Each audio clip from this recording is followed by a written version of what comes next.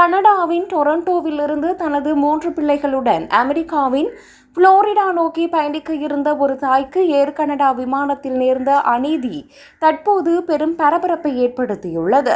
மெலிசா கொல்லலிலோ என்ற இந்த தாய் தனது 7, 9 மற்றும் 12 வயதுடைய 3 பிள்ளைகளுடன் விமானத்தில் ஏறியுள்ளார்.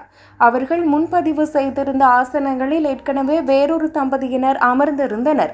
இது குறித்து மெலிசா விமான பணியாளர்களிடம் முறையிட்ட போது அந்த ஆசனத்தில் இருந்த பெண் மெலிசாவை நோக்கி மிகவும் மோசமாக பேசி அவரது பிள்ளைகளின் முன்னிலையிலேயே மெலிசாவை கன்னத்தில் அறையப் போவதாக மிரட்டல் விடுத்துள்ளார்.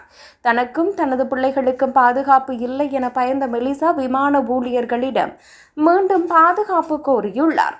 வழக்குரைஞர்கள் மற்றும் பயணிகள் உரிமை ஆர்வலர் காபோர் லூகாஸ் கருத்து தெரிவிக்கையில், இந்த சம்பவத்தில் உண்மையான பாதிக்கப்பட்ட நபர் தண்டிக்கப்பட்டுள்ளார். விமான ஊழியர்கள் தங்களது அதிகாரத்தை மிகவும் தவறாக பயன்படுத்தியுள்ளனர். பாதிக்கப்பட்ட பெண் சட்ட ரீதியாக இதற்கு போராட வேண்டும்.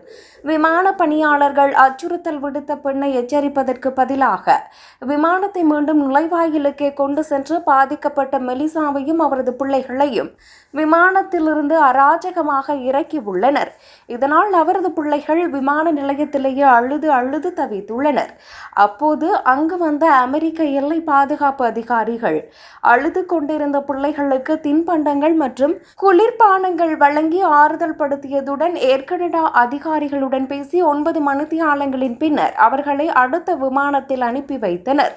தற்போது ஏர் கனடா நிறுவனத்திற்கு எதிராக இந்த தாய் முறைப்பாடு செய்துள்ளதோடு நட்டையிடு கோரி நீதிமன்றத்தையும் நாட தீர்மானித்துள்ளார்.